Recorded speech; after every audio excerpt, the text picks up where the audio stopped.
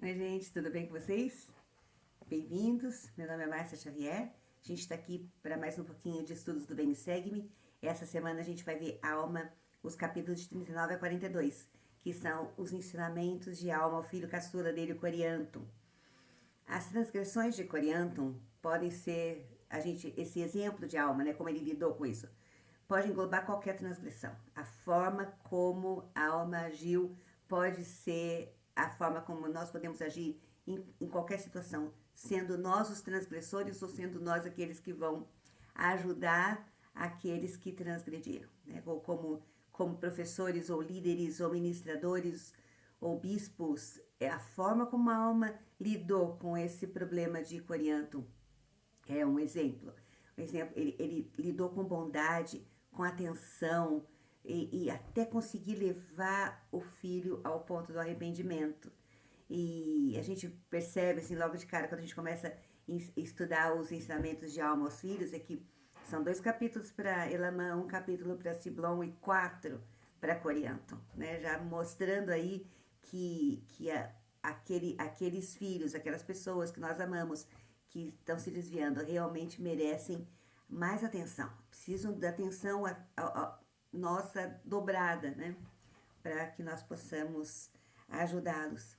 Então, o que acontece aqui? Esse capítulo de alma, ele é dividido em 4 partes. Então, eu até anotei aqui nessa luzinha que de 1 a 2, ele fala para o filho que ele podia ter evitado aquilo, que era um pecado que não precisava estar acontecendo.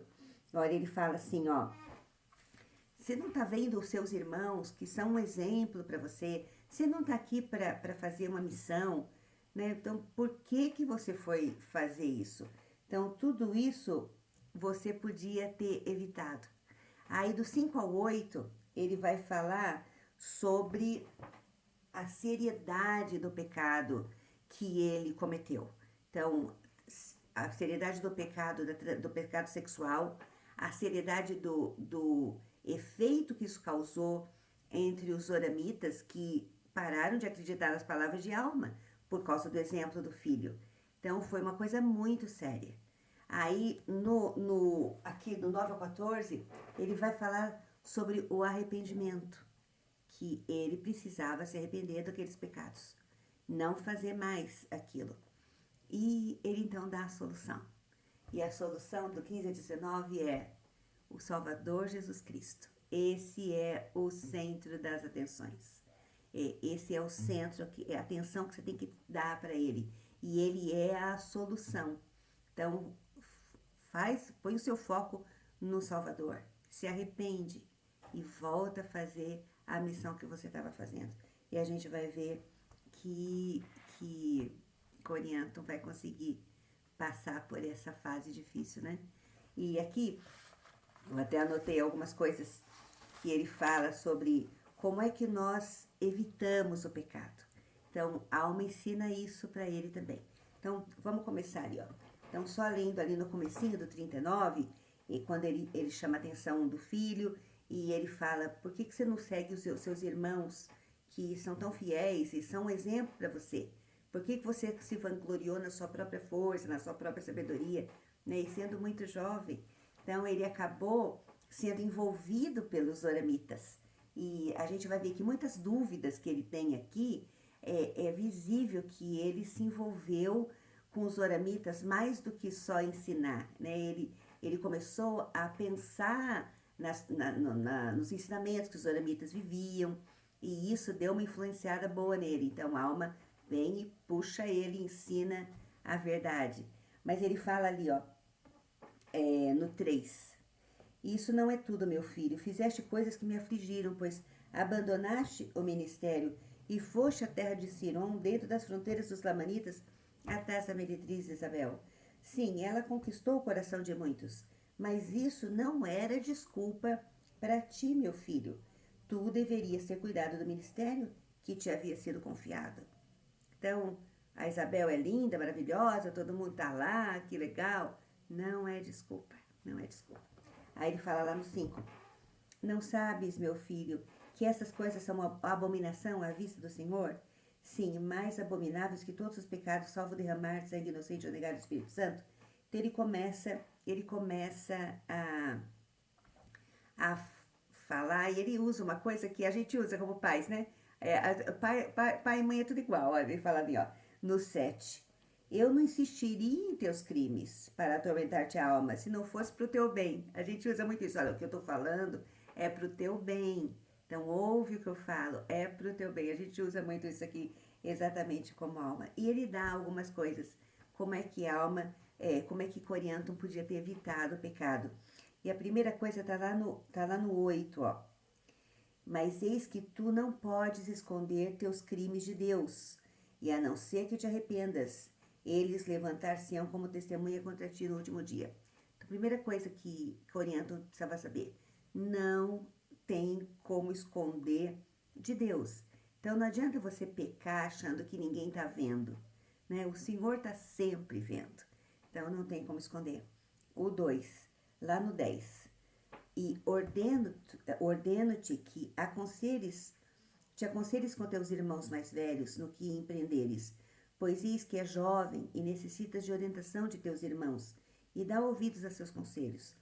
Então, segundo, buscar ajuda, né? Busca ajuda com quem tem mais experiência, com quem sabe lidar com aquela situação. Então, não lutar contra o pecado sozinho.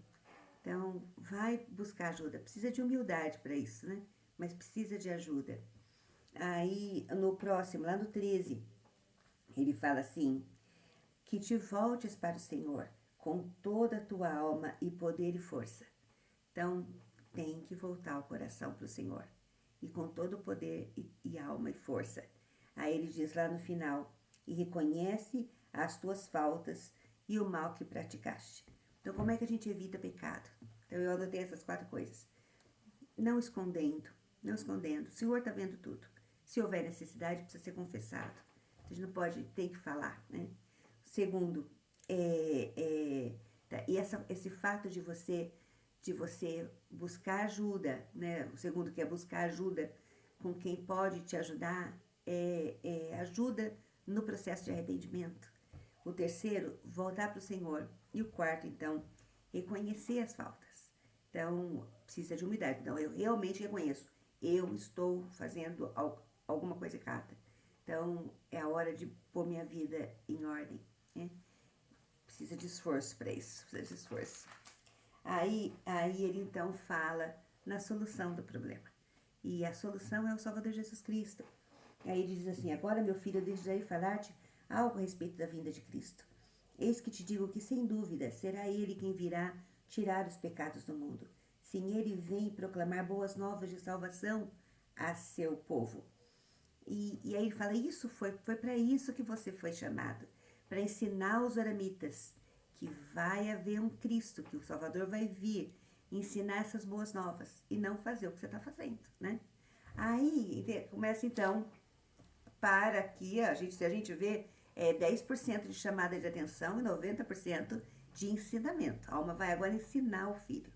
E ele começa lá no 40, ali no 41, ele fala o seguinte, agora, meu filho, eis aqui algo mais que tenho a dizer-te, pois eu percebo que a tua mente está preocupada a respeito da ressurreição dos mortos. Aí ele fala assim, que ele também estava procurando saber sobre isso. Ó, ele diz assim que, eis, porém, meu filho, que a ressurreição não é para já. Ora, revela-te o mistério e tal. Ali, ó, no 3, no finalzinho do 3, ó. Mostro-te, porém, uma coisa que indaguei diligentemente a Deus para saber a respeito da ressurreição. Então, a gente não sabe aqui o que aconteceu. Se aconteceu alguma coisa, ou se eles perderam algum ente querido, alguma coisa que fez com que tanto Coriantum quanto a alma estivessem preocupados com a ressurreição. Então, a alma está buscando saber sobre a ressurreição. E ele percebe que Coriantum está preocupado com a ressurreição. Então, algum evento, alguma coisa deve ter acontecido para que os dois estivessem pensando e preocupados com a mesma doutrina, né? Mas então a alma vai falar para ele, ó, então eu fui perguntar. Eu estou diligentemente buscando saber sobre a ressurreição dos mortos. E isso é o que eu sei. Isso aqui é uma coisa interessante. Esse capítulo é muito, muito bom. Que a gente vê a alma falando de coisas que ele realmente sabe. Que aqui, quando ele fala que ele foi ensinado por um anjo sobre essas coisas. E coisas que ele fala assim, olha, isso aqui eu acho que é. É só minha opinião. Minha opinião é isso aqui, né? Mas, então tem coisas que são a opinião de alma, que ele está buscando aprender. E tem coisas que ele realmente foi ensinado por um anjo. E a gente vê isso aqui, a alma era uma pessoa como nós, né? Agora, uma coisa que chama atenção também é que ele indagou diligentemente ao Senhor. Então, quantas vezes nós temos alguma dúvida ou alguma doutrina que a gente quer aprender e a gente dá tempo, né? A gente realmente busca aprender, ou estudando, ou perguntando, ou buscando, ou lendo, ou procurando em discursos e fazendo oração para que o Espírito possa nos tocar. Então, aqui diz que a alma realmente foi diligente em buscar. Então, ele começa a falar sobre a ressurreição dos mortos. Primeiro que antes de Cristo não tem ressurreição. Então, ele começa ali no 2, ó. Não vai haver ressurreição até depois da vinda de Cristo. Então, o primeiro a ressuscitar, né, as primícias dos que dormem, foi o Salvador Jesus Cristo. Então, a ressurreição só começou depois dele. Aí ele diz como é que isso vai chegar. Ele fala assim que todos vão ressuscitar, mas quando chegar a hora, ninguém sabe como vai ser, ele não sabe. São parte dos mistérios que o Senhor não revelou. Como é que vai ser a ordem da ressurreição e tudo, né? Muitas coisas nós já sabemos por causa de Joseph Smith e das revelações modernas, né? Que a alma ainda não tinha aqui, mas ele fala aqui que não se preocupe, porque Deus conhece todas as coisas. Então, todas as coisas que são designadas para o homem, o Senhor sabe, e ele vai cuidar. Então, fique tranquila. Mas aí ele começa a falar sobre como vai ser o estado, esse espaço entre a morte e a ressurreição. Tá, eu morri e agora? Estou esperando a ressurreição. O que vai acontecer nesse período em que eu fico esperando a ressurreição? Então ele fala sobre a morte daqueles que são justos, que eles vão aguardar a ressurreição no estado de felicidade, enquanto que aqueles que foram injustos, eles não vão, eles vão aguardar a ressurreição num estado de tristeza, de dor, de sofrimento, né? Ele diz assim, ó, lá no 11, lá no 40:11. Ora, com relação ao estado da alma entre a morte e a ressurreição, eis que me foi dado saber por um anjo que o espírito de todos os homens, logo que deixe este corpo mortal, sim, o espírito de todos os homens, sejam eles bons ou maus, é levado de volta para aquele Deus que lhes deu a vida. Então acontecerá que o espírito daqueles que são justos será recebido no estado de felicidade, que é chamado paraíso, um estado de descanso, um estado de paz, onde descansará de todas as suas aflições e de todos os seus cuidados e tristezas. E aí dos iníquos, aqueles que são maus, pois eis que eles não têm parte nem porção do Espírito do Senhor, pois preferiram praticar o mal e não o bem. Por conseguinte, o espírito do diabo entrou neles e apossou-se de seu corpo, e eles serão atirados nas trevas exteriores, ali haverá pranto, ranger de dentes, lamentações. Ora, esse é o estado da alma dos iníquos. Então, ele fala que há essa divisão.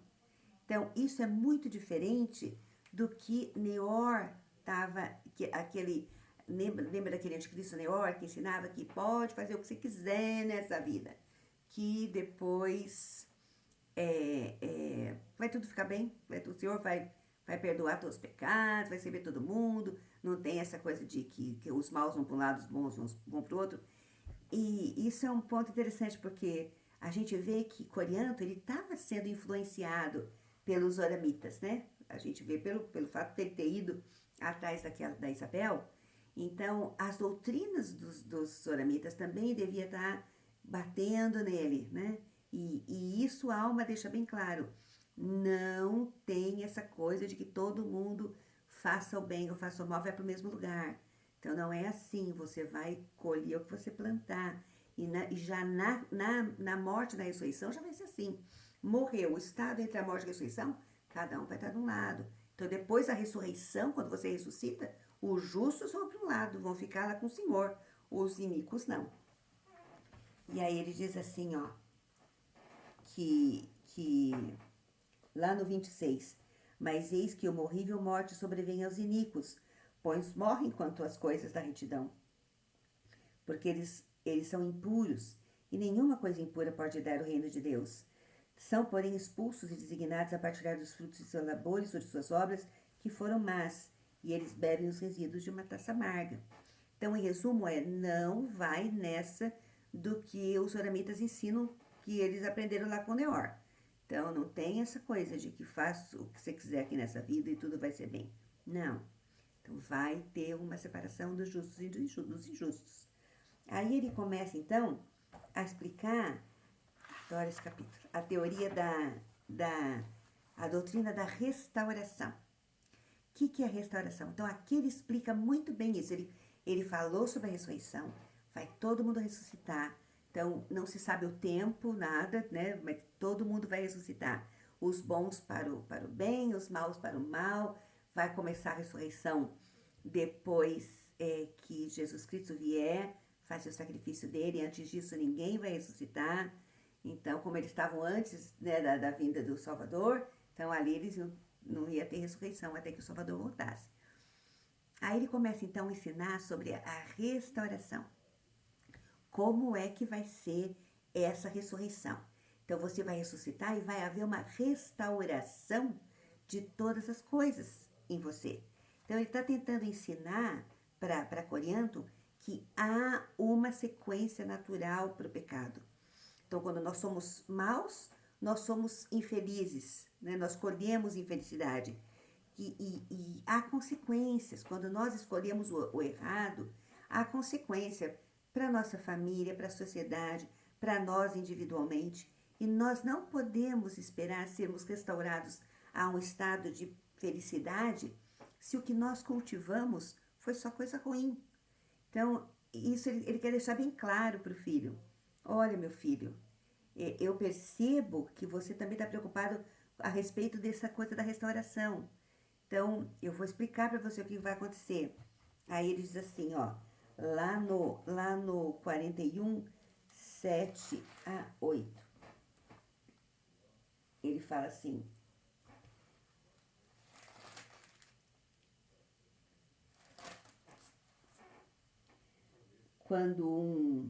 eu vou começar lá no 5, ó, um ressuscitado para a felicidade, de acordo com o seu desejo de bem, ou para o bem, segundo o seu desejo de retidão, e o outro para o mal, segundo o seu desejo de mal, porque assim como ele desejou praticar o mal no decorrer do dia, terá recompensa do mal quando chegar a noite. E assim é do outro lado, se ele se arrependeu de seus pecados e desejou retidão até o fim de seus dias, assim também será recompensado com retidão. Ele fala muito isso aqui. É o que você desejou. Se desejou retidão, você vai ser recompensado com retidão. Se você desejou a iniquidade, você vai ser compensado com a iniquidade, não tem jeito. É como eu planto tomate, eu não vou esperar colher laranja, né? Eu planto tomate, eu colher tomate. Então, se eu planto retidão, eu vou colher retidão. Eu planto iniquidade, não tem outro jeito. Aí ele fala, estes são os remidos do Senhor, lá no 7. Sim, aqueles que são retirados, que são libertados daquela interminável noite de trevas, e assim se mantenham caem, pois eis que são seus próprios hábitos para fazerem o bem ou o mal. Isso aqui, nós somos nossos próprios árbitros. O Senhor não força ninguém a escolher o bem ou o mal. Eu escolho o bem ou o mal. Eu sou meu próprio árbitro. E aí que olha, o 8, os decretos de Deus são inalteráveis, portanto o caminho está preparado para que todo aquele que quiser possa trilhá-lo e ser salvo. Então o que ele mostra aqui para o filho? Tudo vai ser restaurado de acordo com o que você fez, com os seus atos aqui. Se os seus atos foram de retidão, você vai ser restaurado, tudo vai levantar com você quando você ressuscitar. né? Tudo que é bom que você fez vai estar lá. Se você fez o que é errado, os seus pecados vão levantar junto com você. Não tem jeito de você levantar num estado de felicidade, sendo que tudo que você fez na sua vida foi cultivar o pecado. E o Senhor não vai te forçar a trilhar o caminho certo. Você escolhe. Aí ele diz assim lá no 9: não te arrisques a mais uma ofensa contra teu Deus. Então, presta atenção no que você está fazendo. E aí, a escritura, uma das escrituras mais conhecidas do livro de Mórmon, lá no 10. Eis que te digo que iniquidade nunca foi felicidade. Então, o ponto de alma aqui é o seguinte: quando eu até anotei aqui para quando ressuscitamos, nós somos apresentados diante de Deus, corpo e alma. Seremos ressuscitados para que um julgamento justo nos seja dado. Todas as coisas que nós fazemos, espirituais e físicas, vão ter efeito no nosso julgamento. Então, todas as bênçãos apropriadas serão restauradas. Então, tudo vai vir por conta daquilo que eu fiz. Lá no 15. Porque o que de ti sair, a ti retornará e será restaurado. Portanto, a palavra restauração condena o pecador mais plenamente e em nada o justifica.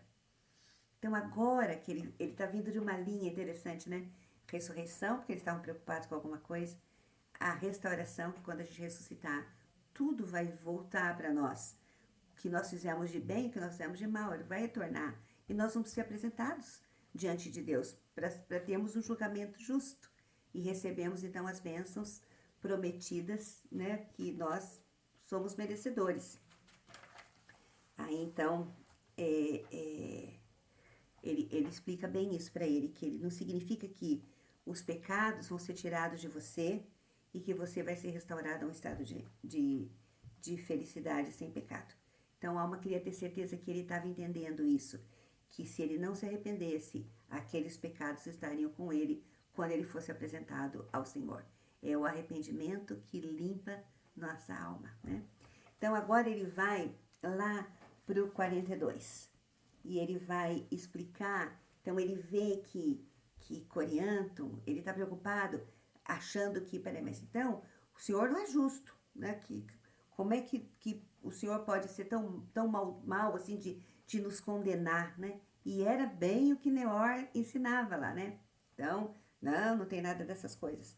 Aí ele diz assim, ó, lá no 1, já no 42:1, pois tentas acreditar que é injustiça ser o pecador entregue a um estado de miséria. Aí ele explica, não é nada disso. O Senhor, então, quando Adão e Eva eles foram colocados aqui na terra, o plano não era para eles permanecerem para sempre aqui. Então houve um plano, o Senhor fez um plano que eles viriam aqui, receberiam um corpo, seriam provados, né? E seria um período probatório, onde nós mostraríamos se somos fiéis ou não somos fiéis. Então, eu até, deixa eu usar aqui minha lousinha. Ele fala lá que o Senhor, quando colocou Adão e Eva no jardim, ele colocou 2 árvores. Uma, a árvore do conhecimento do bem e do mal, né? E a outra árvore, a árvore da vida. Então, o que aconteceu quando Adão e Eva comeram do fruto da árvore do conhecimento do bem e do mal? A mortalidade caiu sobre a humanidade. Eles passaram a ser mortais, foram expulsos do jardim, mas imediatamente após eles terem comido do fruto, o Senhor já deu uma ordem que fossem colocados querubins e uma espada flamejante para preparar a árvore, para proteger a árvore da vida. Porque essa árvore aqui era a entrada para o mundo mortal. Essa aqui era a entrada para a vida eterna. Então, aqui entra no mundo mortal e aqui entra para a vida eterna. esse tempo que a gente tem na Terra é esse espaço entre as duas árvores aqui, ó. Esse é o nosso tempo de teste. Então, o Senhor imediatamente pediu para que um anjo, querubins e uma espada protegesse aquela árvore, porque ainda Adão e Eva não podiam comer daquela árvore. Eles precisavam desse espaço aqui. E é isso que ele vai explicar. Olha, ele diz assim, ó, que o Senhor então protegeu imediatamente aqui para que Adão não comesse aqui, né, e vivesse para sempre no pecado dele. Então eles comeram o fruto da árvore do conhecimento do bem e do mal, se tornaram como Deus, conhecendo a diferença entre o bem e o mal, né? Mas dependendo de uma salvação, de um resgate. E eles então começaram o tempo de provação deles aqui na terra. Aí fala lá no 4. E assim vemos que foi concedido um tempo ao homem para que se arrependesse. Sim, um período probatório, um tempo para arrepender-se e servir a Deus, que é esse espaço aqui que nós temos da nossa vida mortal. Aí lá no 7. E agora vês assim que nossos primeiros pais foram afastados tanto física como espiritualmente da presença do Senhor. E assim vemos que eles ficaram sujeitos à sua própria vontade. Então, o que acontece? Ele começa então a falar sobre o plano do Salvador, o plano de redenção. E todo o plano que o Senhor preparou para nós. E ele cita vários nomes para os planos. Então aqui a gente vê ali, ó, ele chama de plano de restauração, plano de salvação, plano de felicidade, plano de redenção, plano de misericórdia. Ele vai falar desses planos aqui para Corinto, né? E aí ele diz assim, ó, lá no 12 agora. E não havia meio de resgatar os homens desse estado decaído que o homem trouxera sobre si em virtude de sua própria obediência. Aí no 15. Mas ora, o plano de misericórdia não poderia ser levado a efeito se não fosse uma expiação. Portanto, o próprio Deus expia os pecados do mundo para efetuar o plano de misericórdia, para satisfazer os requisitos da justiça, a fim de que Deus seja um Deus perfeito, justo e também um Deus misericordioso. Então, o que acontece aqui? Ó? Ele fala que o Senhor, ele teve que pôr, né, Corinto vai dizer, mas o Senhor o Senhor não é justo, sendo assim, castigando as pessoas. Então ele vai explicar que quando Adão e Eva foram colocados aqui e comeram do fruto da árvore do conhecimento e foram expulsos do jardim e começaram o período probatório, o Senhor, ele estabeleceu leis. E essas leis, elas impunham, você cumpre a lei, né, que te dá um norte para o que você tem que fazer, né? Se Adão e Eva tivessem sido jogados aqui na terra, falou só se vira, faz o que você quiser. Não, eles tinham leis para cumprir. E essas leis traziam felicidade e ajuda. Então, mas o não cumprimento da lei, ela trazia um castigo. Para você reconhecer, também para você perceber que você é muito mais feliz quando você faz as coisas certas. Mas tem um castigo. E o segredo de você se livrar disso é o arrependimento. Então, é uma sequência de coisas. E o Salvador veio, então, para expiar pelos nossos pecados, para nos dar essa chance de retorno, de arrependimento, de poder voltar à presença do Senhor. Esse capítulo tem que ler inteirinho, né? Mas ele fala assim, ó. Ora, o arrependimento não poderia ser concedido aos homens, lá no 16, se não houvesse um castigo tão eterno como a vida da alma, estabelecido em oposição ao plano de felicidade, também tão eterno como a vida da alma. Como poderia o homem arrepender-se se não houvesse pecado? Como poderia ele pecar se não houvesse lei? E como poderia haver lei a não ser que houvesse castigo? Ora, um castigo foi fixado e foi dada uma lei justa, que trouxe o remorso de consciência ao homem. Então, na verdade, o que ele está tentando explicar para ele é que há uma cobrança, tem uma lei para ser obedecida. Então, quando você desobedece aquela lei, claro que você vai ter uma punição. né? É assim, a vida é assim, né? Então, assim, mesmo assim, nas leis que a gente tem como cidadãos, se descumpre a lei, você tem uma punição para pagar por aquilo que você não faz. Aí ele continua ali, ó, no 19, ora, se não tivesse sido dada uma lei que se um homem assassinasse deveria morrer, teria ele medo de morrer se assassinasse? E também se não tivesse sido dada lei alguma contra o pecado, os homens não teriam medo de pecar. Mas, lá no 22, foi dada uma lei e fixado um castigo e concedido um arrependimento. Arrependimento este que é reclamado pela misericórdia. Do contrário, a justiça reclama a criatura. Então ele começa a mostrar agora ai, maravilhoso isso, a lei da misericórdia que vem pagar a dívida da justiça. Deixa eu fazer 2 desenhos.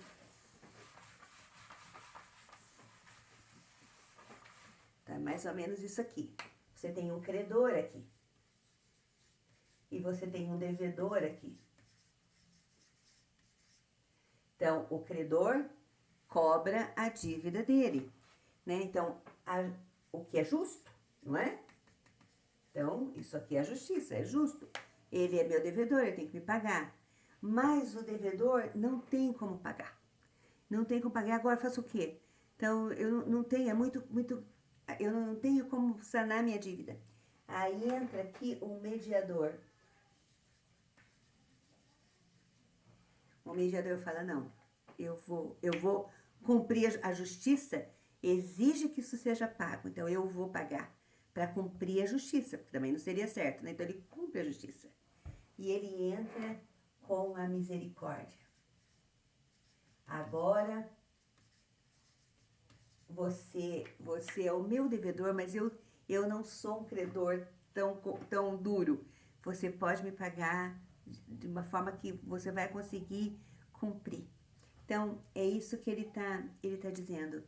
Houve o Senhor, então, preparou nesse plano de felicidade um Salvador que viria para, com a expiação dele, nos resgatar dessa morte que foi da morte causada pelo fato de Adão e Eva terem comido da árvore do conhecimento do bem e do mal. Então trouxeram a morte sobre a humanidade, o pecado sobre a humanidade. E não teriam como voltar à presença do Senhor, a não ser que houvesse a expiação de um Deus. Então um Deus vem aqui, nasce, morre para pagar os nossos pecados.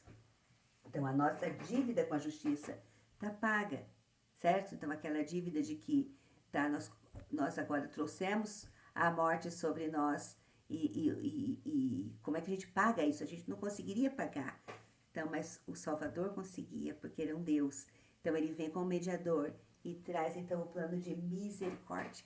Ele paga a justiça. E agora com a misericórdia ele nos resgata do pecado, nos resgata da morte. E o pagamento é guarda os mandamentos. É isso que a gente tem que fazer. Então ele explica sobre isso, ele explica lá no 23.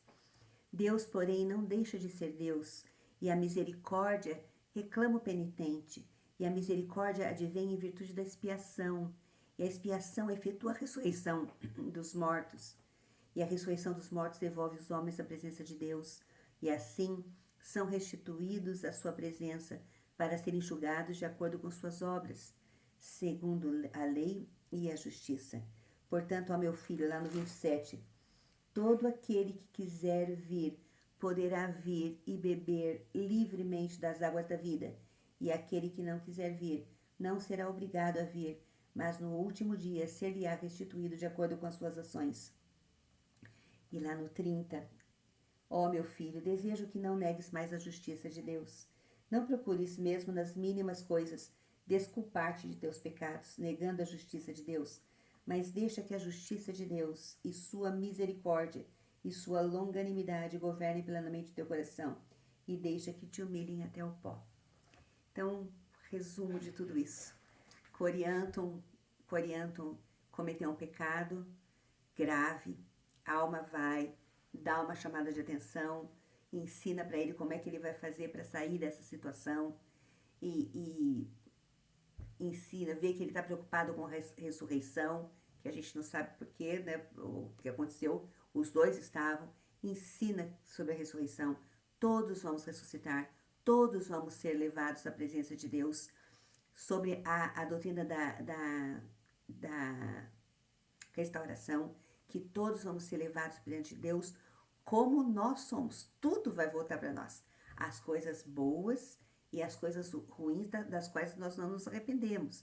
Então, se você continuar fazendo a coisa errada, você vai se apresentar diante de Deus com culpa. Aí ele ensina sobre o plano do Salvador, sobre o plano do Pai Celestial, o plano de redenção, de salvação, de felicidade, e como esse plano aconteceu, que todos nós fomos sujeitos à morte e ao pecado, mas o Salvador veio e pagou a justiça, trouxe, ele fez o pagamento, e então se tornou um plano de misericórdia, onde nós podemos pagar a nossa dívida ao obedecermos os mandamentos. E ele proporcionou isso para nós, com a expiação. Então, o centro de tudo isso aqui que a alma está ensinando é Jesus Cristo. Jesus Cristo é que vai te ajudar a se livrar desse pecado, a ser perdoado, a ser restaurado no estado de felicidade. É o Salvador Jesus Cristo, o centro de tudo. Então, é isso. Que a gente possa, quando prestar atenção, né, nas coisas que a gente faz e nos arrependermos daquilo que a gente precisa e seguir esse modelo de alma, de cuidar, de ensinar, de amar, de ser bondoso com aqueles que precisam de voltar, precisam ser resgatados. Boa semana para vocês, até a próxima, abraço, tchau, tchau.